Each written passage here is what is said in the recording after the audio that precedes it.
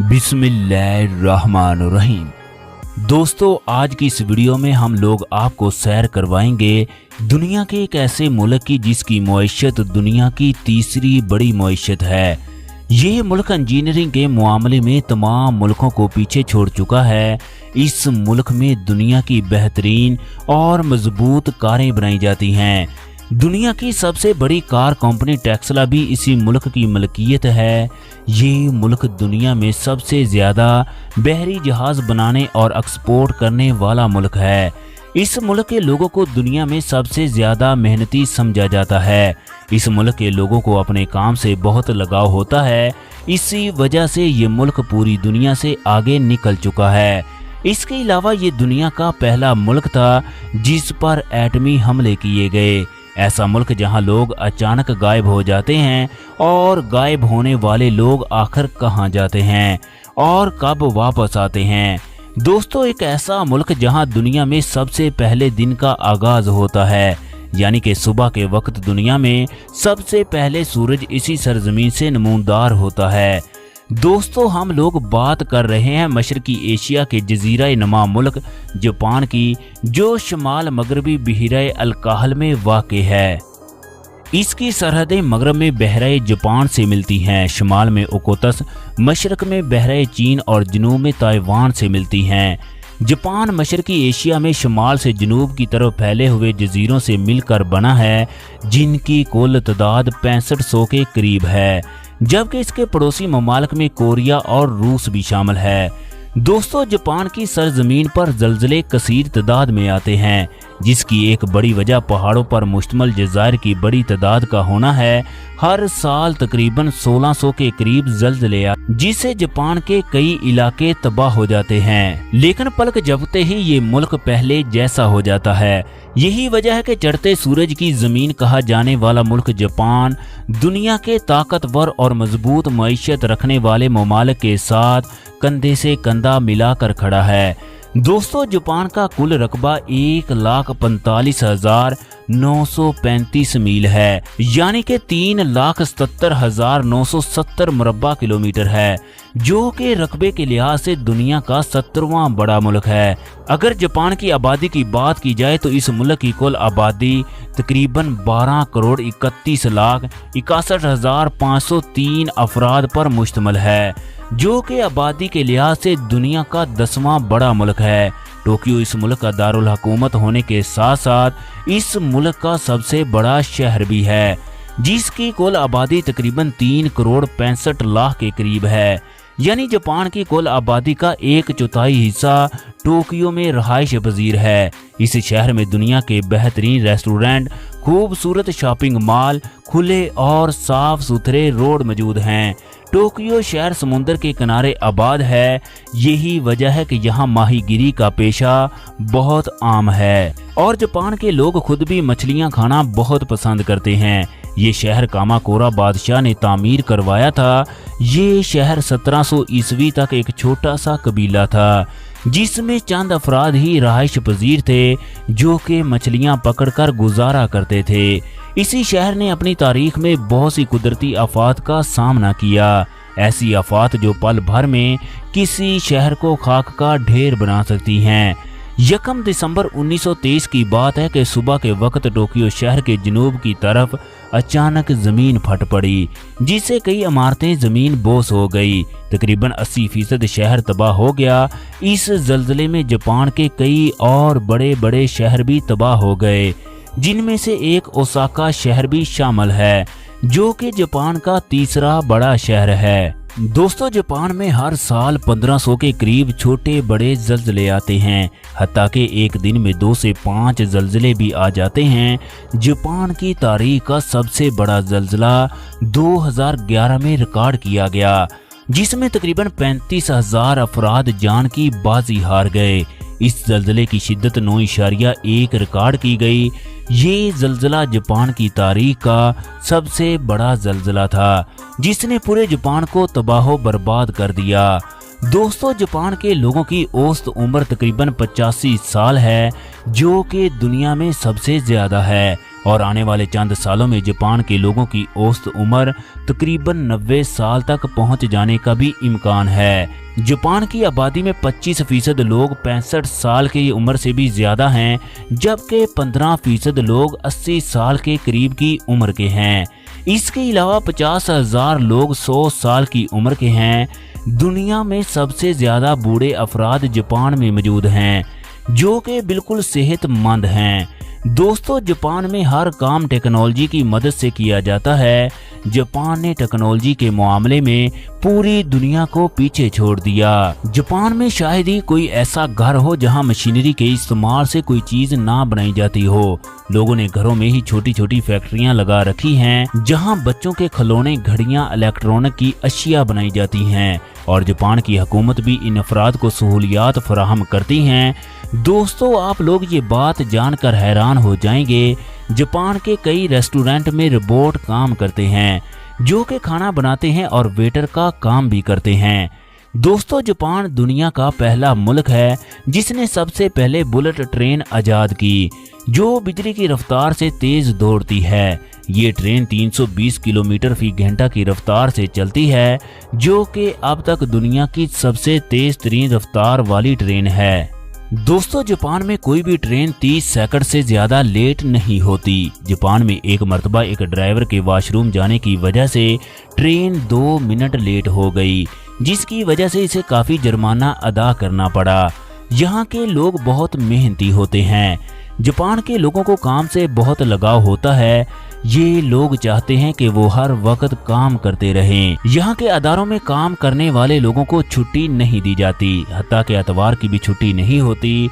सिर्फ उन अफराद को साल में 6 छुट्टियां दी जाती हैं जो सिगरेट का इस्तेमाल नहीं करते। जो लोग सिगरेट पीते हैं, इन्हें ये छुट्टियां नहीं दी जाती।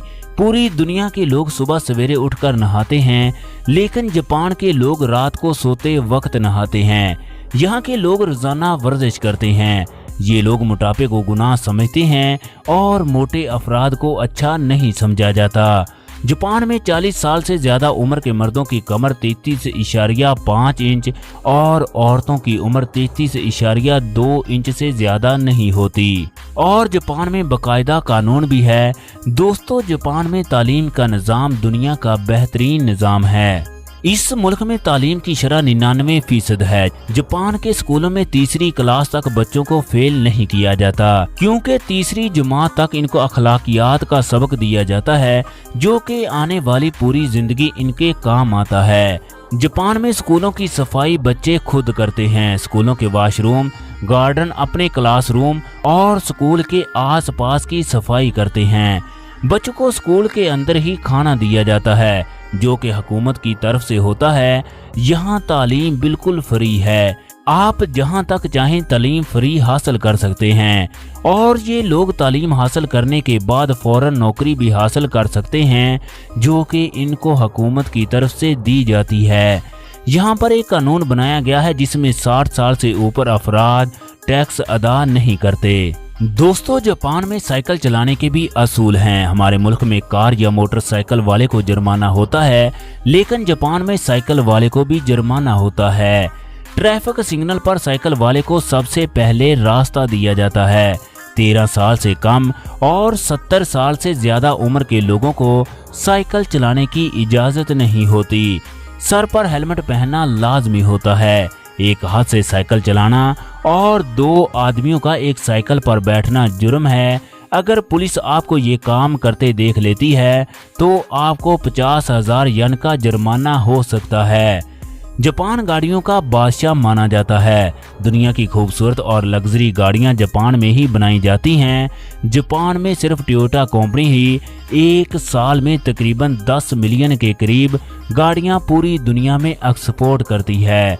दुनिया के बड़े बड़े ममालिक जैसा कि अमेरिका, दुबई, सऊदी अरेबिया और कई दूसरे ममालिक में जापान की बनाई गई गाड़ियां बहुत पसंद की जाती हैं। 1970 से जापान बहरी जहाज बनाने वाला दुनिया का सबसे बड़ा मुल्क है। जापान में दुनिया के बड़े बड़े बहरी जहाज भी बनाए जाते हैं। जापान में रोड बहुत अच्छे हैं, लेकिन अगर टाइम बचाना हो तो लोग हाईवे का इस्तेमाल करते हैं। जिसका आपको टैक्स अदा करना पड़ता है, जो कि 1 किलोमीटर पर तकरीबन $1 से ज़्यादा टैक्स बनता है।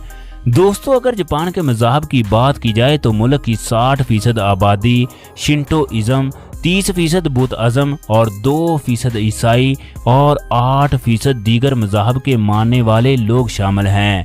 आप लोगों को ये बात जानकर हैरानी होगी, जापानी कौम दुनिया की वो वाहिद कौम है जो एक ही वक्त में 2 मज़हब यानी कि शिंटोइज़्म और बुद्धिज़्म पर अमल करती है। जापान का दुनिया के उन चंद ममालिक में शुमार होता है जहां रिज़्क की फरावानी है। जापान में खाने पीने वाली अशिया काफ़ी महंगी होती है। आपको ये बात जानकर हैरानी होगी, हमारे यहाँ जहाँ तरबूज की कीमत 50 या 100 रुपए फी किलो होती है, लेकिन जापान में एक तरबूज की कीमत 20 से 30 लाख के करीब होती है। जिसकी बड़ी वजह ये लोग कीमियाई खादों की बजाय ऑर्गेनिक खाद का इस्तेमाल करते हैं। जो फसल हमारे यहाँ 20 टन होती है, वो फसल जापान में 80 टन होती है। जापान के लोग भैंस का दूध पीना पसंद नहीं करते। इनका कहना है कि भैंस एक सुस्त जानवर है। जिन ममालिक में भैंस का दूध पिया जाता है, इन ममालिक के लोगों में चुस्ती नहीं होती। जापान के लोग बकरियों का दूध पीना पसंद करते हैं। जापानी लोग कोई भी दवाई खाने की बजाय बकरियों को खिला देते हैं। इनका मानना है कि इस दवा का असर बकरी के दूध में शामिल हो जाता है। लंबी उम्र के लोगों से जब उनकी लंबी उम्र का राज पूछा गया कि उनकी लंबी जिंदगी का राज क्या है, तो उनका कहना था कि वो कॉम्पले यानी कि कच्ची उम्र की सब्जियां खाना पसंद करते हैं। जापानी कौम फूलों की बहुत शौकीन होती है। खूबसूरत फूल हर घर और सड़क के किनारे दिखाई देते हैं। जापानी लोगों की पसंदीदा हॉबी मछली पकड़ना है। आपको हर घर में मछली पकड़ने वाली किट जरूर दिखाई देगी। जापानी लोगों के बारे में एक बात बहुत मशहूर है, ये लोग गैर मुल्कियों को खुले दिल से कबूल नहीं करते, यहाँ तक कि आप जापान के नेशनल भी बन जाएं। इसी वजह से जापान में गैर मुल्की लोगों की आबादी सिर्फ 2% ही बाकी है। 98% जापानी लोग ही आबाद हैं। जापान में सोशल लाइफ बिल्कुल महदूद है, कोई किसी का दोस्त नहीं बनता। लोग अपने काम से काम रखते हैं। जापान में जो जगह आपकी है वही आपकी है। आप किसी और की जगह पर बगैर इजाज़त खड़े नहीं हो सकते। जापान में बहुत ज़्यादा टैक्स आवाम को अदा करना पड़ता है, लेकिन इसके बदले हुकूमत आवाम को बहुत सी सहूलियात फराहम करती है। दोस्तों, आपको जापान की एक और दिलचस्प बात के बारे में बताते जाएं कि जापान में अक्सर किसी का वालिद फौत हो जाए तो इसकी जायदाद उसके बेटों को उस वक्त तक नहीं मिलती जब तक वो उसकी जायदाद की मलकियत का 60% टैक्स हुकूमत को अदा नहीं करते। यानी कि अगर किसी चीज की मलकियत 40 लाख रुपए है तो पहले 25 लाख रुपए टैक्स हुकूमत को अदा करना होगा, बाद में ही वो चीज उसको मिलेगी। जापान में अचानक गायब होने वाले लोग आखिर कहाँ जाते हैं? वो लोग रूपोश हो जाते हैं और गुमनामी की जिंदगी गुजारना शुरू कर देते हैं। इन रूपोश होने वाले लोगों की तादाद अब तक लाखों की तादाद में पहुंच चुकी है। दोस्तों, जापान की एक हैरतकुन बात ये भी है कि जापानी वली अहद अपने दौरा आगाज सऊदी अरब से ही करते हैं, जिसकी वजह यह है कि सऊदी अरब प्रिंस शाह फहद ने 1953 में लंदन में मलका एलिजाबेथ दोम की ताजपोशी की रस्म में हिस्सा लिया। प्रिंस शाह फहद ने नोट किया कि जापानी शहजादे की नशिस्त इनके बाद रखी गई, जो इनको पसंद ना आई और शाह फहद ने अपनी नशिस्त जापानी वली अहद को दे दी और खुद उसकी सीट पर बैठ गए। ये इज्जत अफजाई जापानी खानदान को बहुत पसंद आई। इस तरह आज भी जब जापानी शाही खानदान गैर मुल्की दौरों पर निकलते हैं तो सबसे पहले सऊदी अरब का दौरा करते हैं। दोस्तों, अगर जापान की तारीख की बात की जाए तो ये हजारों साल पुरानी है। 300 साल कबल अज़ मसीह यहाँ मून दौर कायम रहा। 2500 ईस्वी में यहाँ कुफू दौर का आगाज हुआ। 520 में ओसाका का दौर शुरू हुआ। 8 सदी ईस्वी में नारा दौर का आगाज हो जाता है। उस वक्त जब किसी बादशाह या मलका का इंतकाल होता तो मौत के डर से वो अपना महल छोड़कर एक नया महल तामीर करवाते। और दूसरे महल को छोड़कर नए महल में आ जाते। लेकिन फिर जापानियों ने सोचा कि बादशाह तो चीनी लोगों के भी मरते हैं, लेकिन इन्होंने कभी भी अपने महल या शहर को नहीं छोड़ा। इसी वजह से जापानी लोगों ने इस रिवाज को खत्म कर दिया। अयासु जापान की तारीख का कामयाब तरीन हुक्मरान माना जाता है। 16वीं सदी के आखिर में स्पेन में मुसलमानों को शिकस्त देने के बाद वलंदीजियों ने हिस्पानियों और पुर्तगालियों के नक्शे कदम पर चलते हुए तजारत का पेशा अपनाना शुरू कर दिया। पुर्तगाली और हिस्पानवी तजारत के बहाने जापान में दाखिल होना शुरू हो गए और सादा लोग जापानियों को ईसाईयत के रूप में पाए रोम का वफादार बनाने लगे। अयासु ने जब ये देखा तो आखिरकार 1612 में मसीहत पर पाबंदी लगा दी गई। 1650 ईस्वी में नागासाकी के करीब कई चर्च गिरा दिए गए और तमाम यूरोपीय लोगों को जापान से निकाल दिया गया। अब जापान का सिर्फ अपने वसाइल पर ही दारोमदार था। यहाँ से एक खुददार कौम ने जन्म लिया। इनके खून में दो चीजें शामिल हो गई, एक कफायत शारी और दूसरा अनथक मेहनत। ये तमाम खूबियां आज भी जापान के लोगों में पाई जाती हैं। जापान ने अपने हर कोने में छोटी छोटी फैक्ट्रियां और सनतें लगा दी। 27 दिसंबर 1940 को जापान ने जर्मनी और इटली के साथ एक तजारती मुआहिदा किया। अमेरिका को जर्मनी और इटली से ये मुआहिदा एक आंख ना भाया और अमेरिका ने जापान के तेल की सप्लाई बंद कर दी, जिससे जापानी फौज खास तौर पर बहरिया बहुत मुतासर हुई। लेकिन 7 दिसंबर 1941 में जापान ने पर्ल हार पर हमला करके अमेरिका के सारे अंदाजे गलत साबित कर दिए। वहां मौजूद 155 तैयारे तबाह कर दिए। अमेरिका जापान से बदला लेना चाहता था। ये 6 अगस्त और 1945 की सुबह थी और हिरोशिमा की आवाम अगले चंद मिनट में आने वाली क़यामत से बेखबर उठने की तैयारी कर रही थी। सुबह के 8:15 का वक्त था। अमेरिका के तैयारे से एटम बम छोड़ दिया गया। 40 सेकंड के बाद इंसानी तारीख का सबसे बड़ा धमाका हुआ।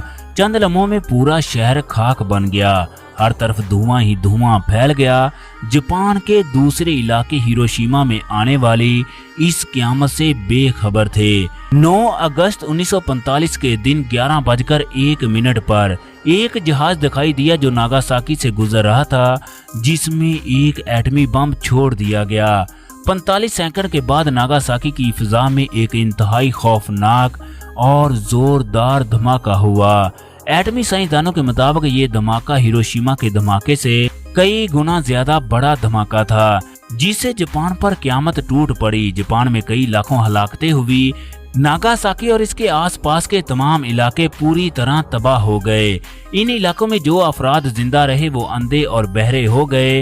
इन एटमी हमलों के असरात आज भी जापान में दिखाई देते हैं।